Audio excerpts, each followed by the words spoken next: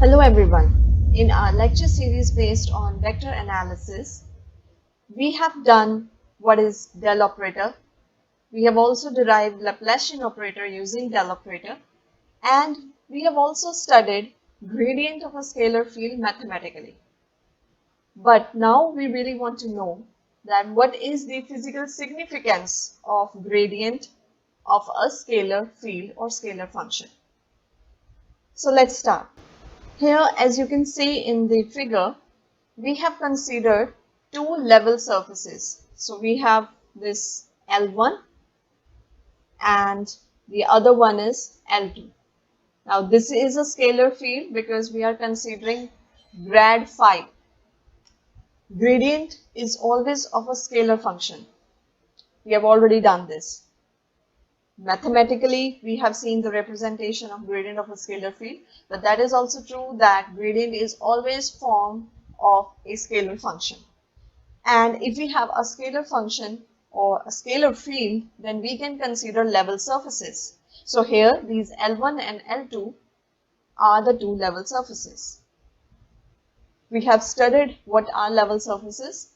Like in any scalar field, we can draw surfaces corresponding to same value of scalar physical quantity.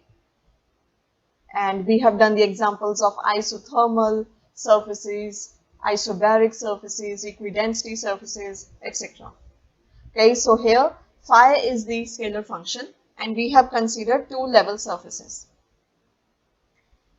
And on those surfaces, we have considered points A and B.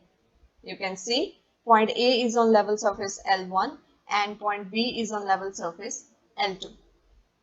And this O is the origin because whatever calculations, whatever measurements we do, we always do it with respect to origin.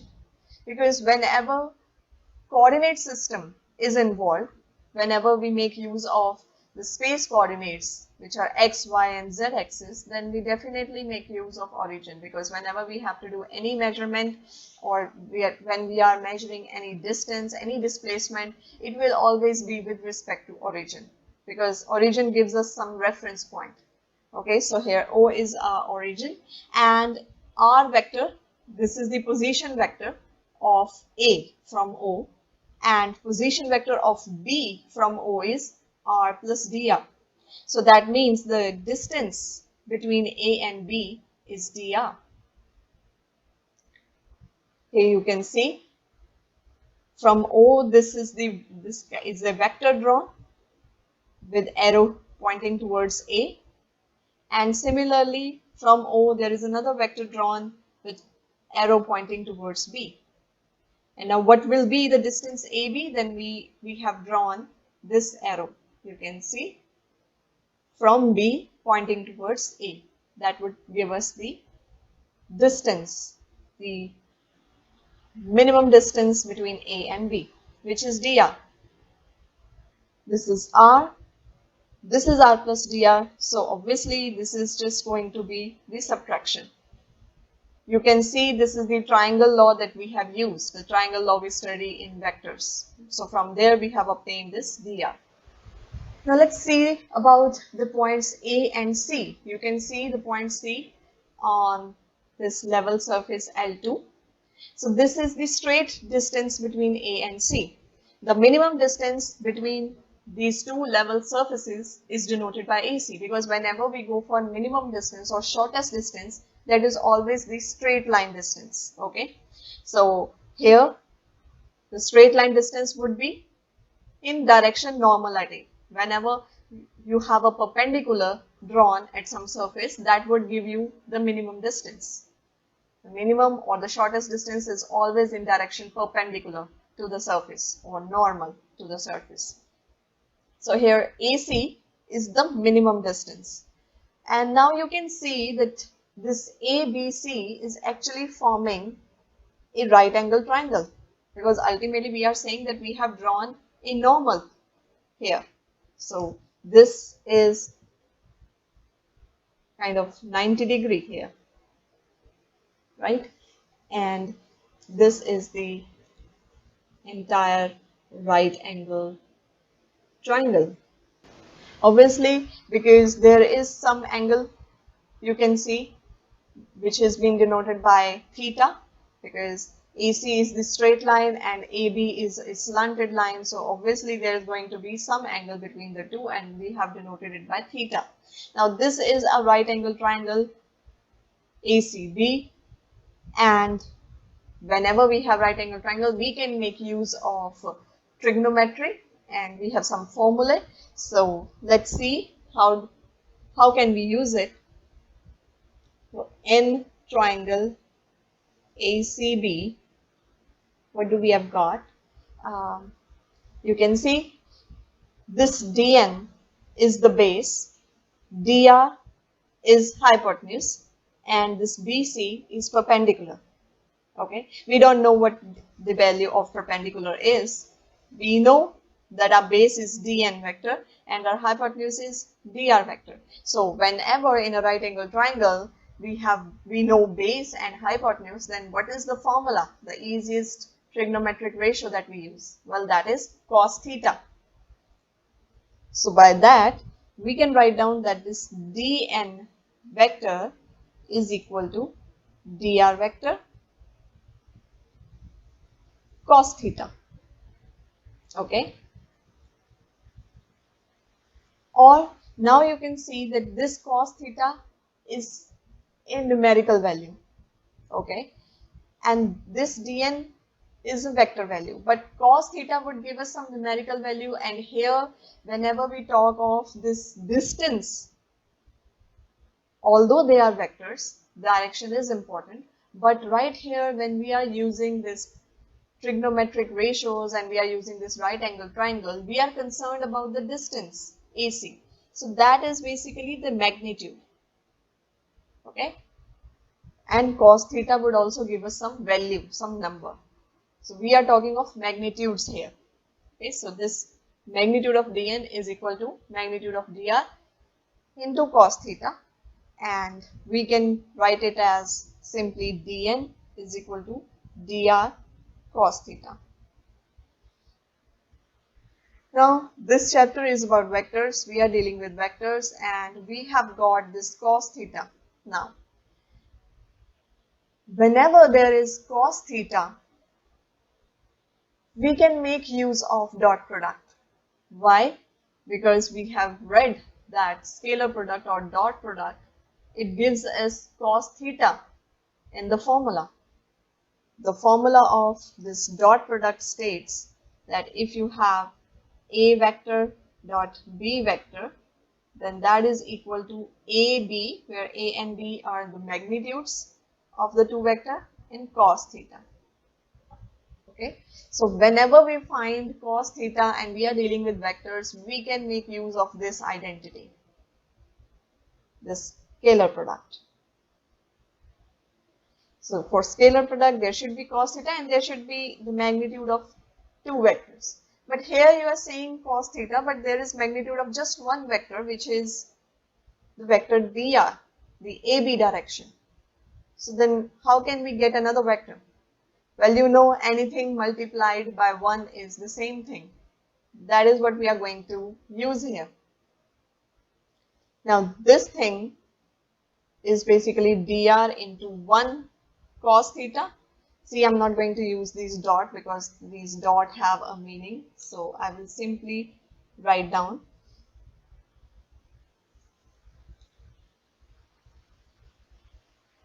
dr 1 cos theta.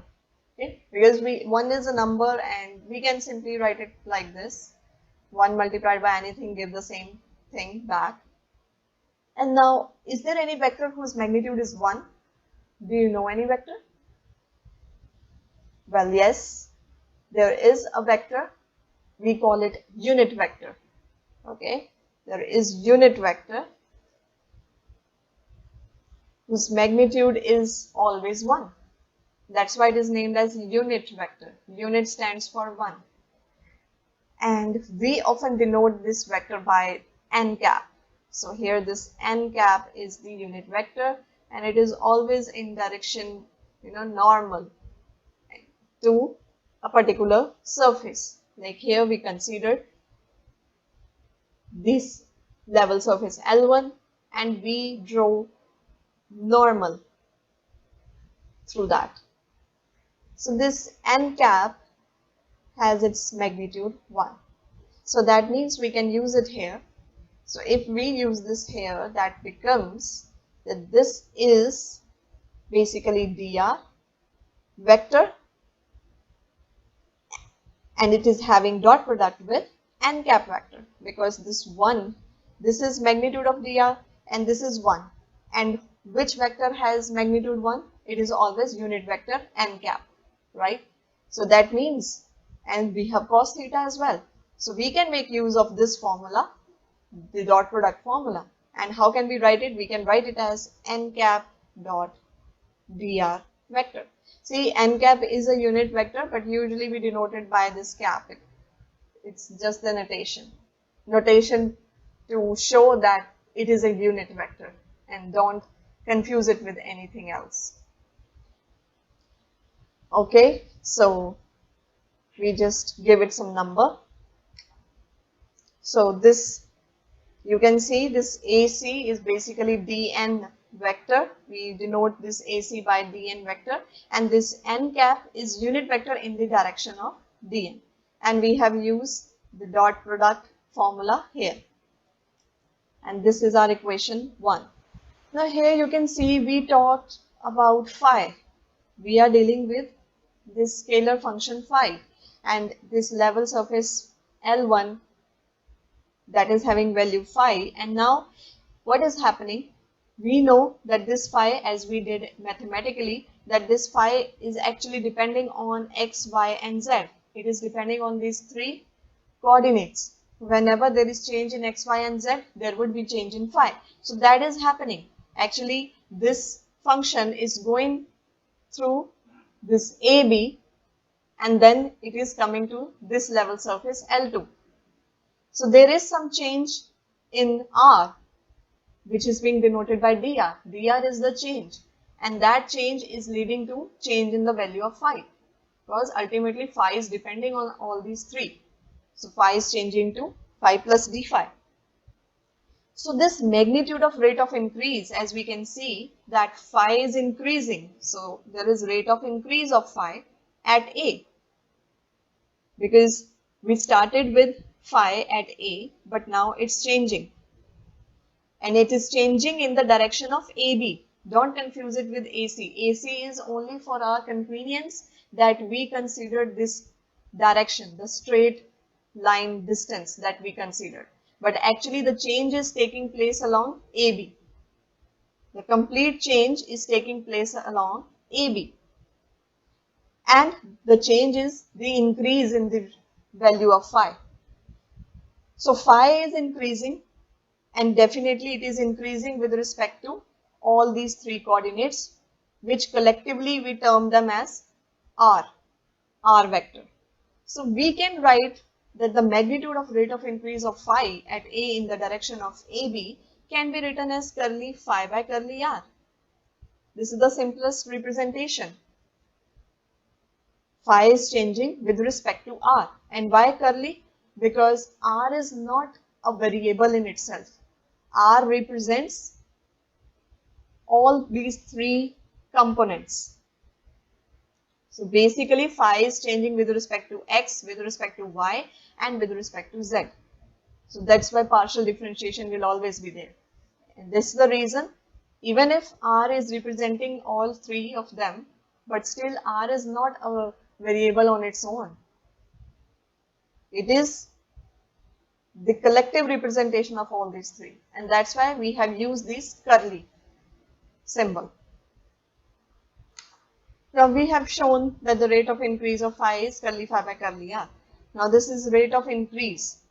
So this rate of increase would become maximum if curly R is minimum. If anything in denominator keeps on reducing, then the numerator keeps on increasing. And the rate of increase would definitely be rising, would become maximum if this curly R is minimum. And what is the meaning of this minimum curly R? That means the distance between these two surfaces should be minimum. This is the meaning. We are saying that our scalar function phi is changing with respect to r, and r includes all the three coordinates. Now this rate of increase would be maximum if the denominator is minimum and denominator is curly r. So what is the meaning of that curly r is minimum? That curly r should be minimum if you want to get maximum increase in phi. To get maximum increase in phi, our curly r should be minimum. And when is curly r minimum? Always the straight line distance is the minimum distance. But here this AB, this dr is not straight line distance. So that means if the distance between these two surfaces is a straight line distance, then the rate of increase of phi would be maximum. And that distance should be AC and not AB. This is what it means, that rate of increase would be maximum if curly r is minimum, and that happens along AC, which is the least distance between two level surfaces. So if we say that the rate of increase would be maximum along AC and the vector along AC is dn, you can see dn is the vector for AC. So that means maximum rate of increase in curly phi by curly n in the direction of n cap, we can write it as d phi, okay, the final change, and that would be along AC. And then definitely this dn is representing the change in this vector AC, because this AC is changing. You can see this AC is changing. There is some change in this vector, which is independent change. So dn is independent vector. It is not depending on anything. Okay. So we can write it as this. Even here also, we can mention, because this side gives us n cap dot dr, but this still remains dn. Why? Because this is dot product of two vectors, which gives us a scalar quantity. So here also, what we can do, this d phi is scalar. So in order to keep both sides equal, we should write this dn as it is, without any vector overhead. So this d phi is curly phi by curly n dn. Now we are totally concerned about the magnitude. We are not talking of the direction. We are totally concerned about the magnitude because phi is a scalar quantity. So this side is scalar. So this side should also be scalar. And of course, we did this, that this dn, here also we were talking about magnitudes. And then here also we have dn and not the dn vector, because this is the dot product of two vector, and dot product of two vector always gives us a scalar. So now we have got this, and we can use this equation 1. Okay, so from equation 1,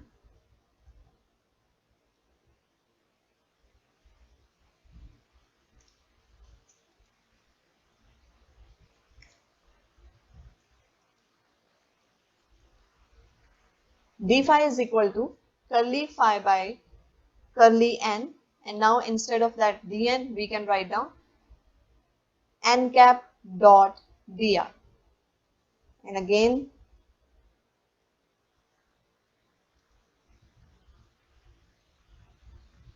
we can write it like this.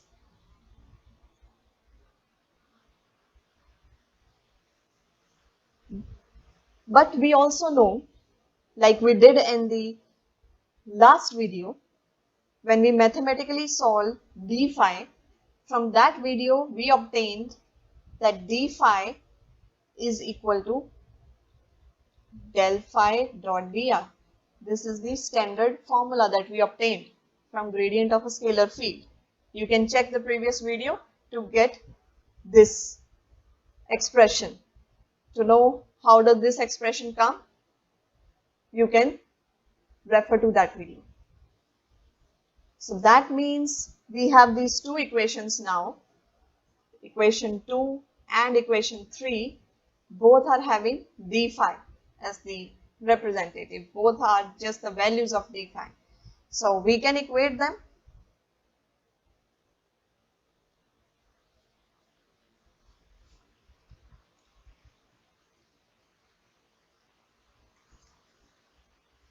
So on equating, what do we get? This del phi dot dr, okay, this is the dot product, that is equal to curly phi by curly n cap dot dr. Now we are not going to, I'm not going to show it like that I'm cancelling these two out because that really doesn't make any sense. But we can ignore these dr because these both equations now look similar. Here also del phi is having dot product with dr, and here curly phi by curly n cap is having dot product with dr. So we can just remove this dr from our equation and we are left with del phi is equal to curly phi by curly n cap. This is our final answer. This is the final expression, but now this expression has a meaning. What does it say? That the gradient of a scalar field is therefore a vector field. So this is an important statement.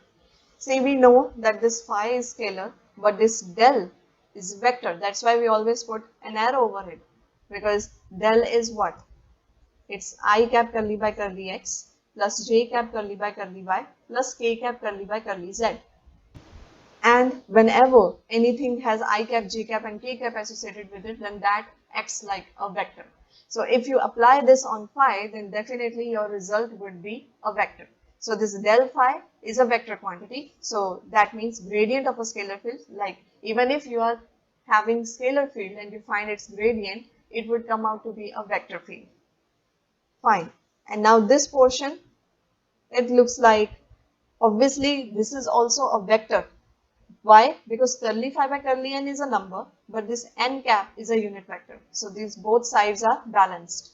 So its magnitude at any point is equal to the greatest rate of increase of the scalar field, that means curly phi at that point, and is directed in the direction of this most rapid rate of increase. So we are concerned with maximum rate of increase. Fine, there is scalar field and it would change its value whenever there would be change in x, y and z. This is how we started, that our phi depends on x, y and z. So there would be change, but the change is increase in phi. So we are concerned with where do we get the maximum increase, where do we get the maximum change in phi. So that means that the magnitude at any point is equal to greatest rate of increase of the scalar field at that point, and is directed in what direction? The direction is important, and it is directed in the direction of this most rapid rate of increase, that is normal to the level surface. So this phi, we originally started with this level surface L1, okay? This is our level surface L1 where we had phi. And now we know that phi would change, but phi was changing along AB. But this gradient tells us that maximum change in phi, if you are looking for maximum change in phi, then that would be in direction normal to this level surface. So you have to look in the straight direction. Always look in the straight line to get the maximum response. Okay, so this is the meaning, this is the importance of gradient. Whenever we find gradient, gradient also has a meaning, that gradient means difference. Okay, what's the difference? So now the difference here means that scalar field is changing, its value is changing because it is depending on x, y and z.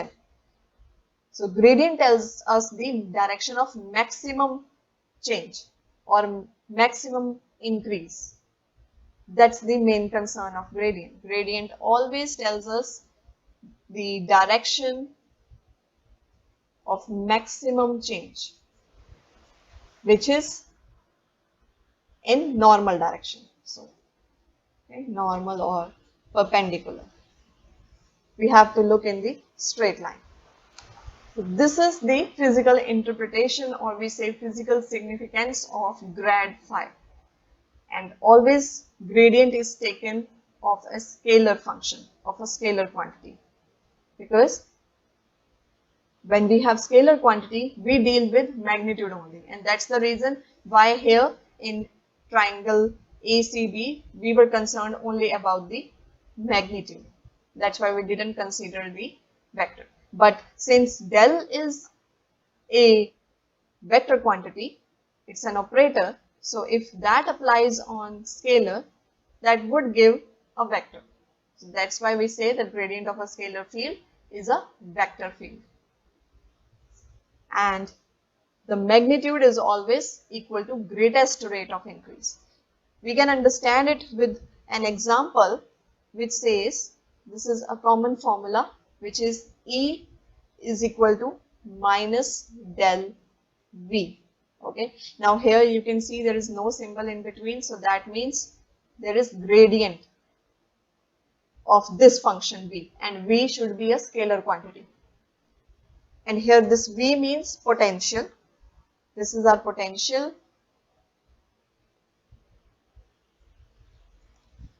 And this is electric field.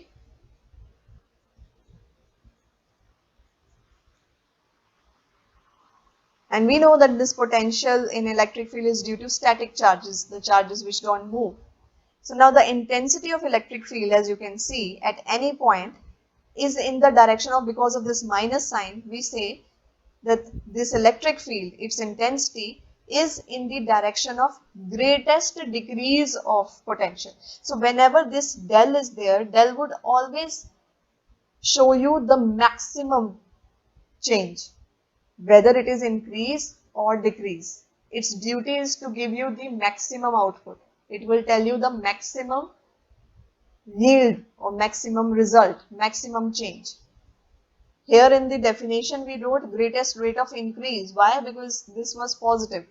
But here we have some quantities and some relations where we have negative sign also. But this gradient means that now E would have its intensity in the direction of greatest decrease of potential.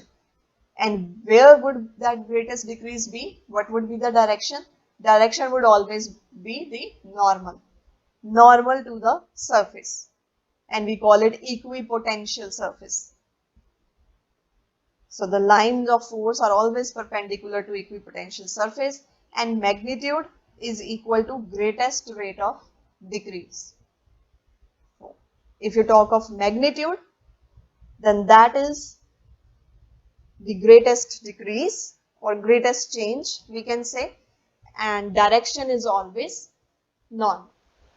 This is very important thing to remember, that this gradient tells you the maximum change. It could be increase or it could be a decrease, but the direction it says would always be in direction perpendicular to the surface. Okay, so this is all about gradient of a scalar field. Moreover, you can consider one level surface. Now we know that on a particular level surface, phi has same value. It doesn't change. So if we consider one particular level surface and there is some point P, and we say that this gradient of that function is always in the direction perpendicular to the surface. Okay, so this is the formula. But now if L is the level surface,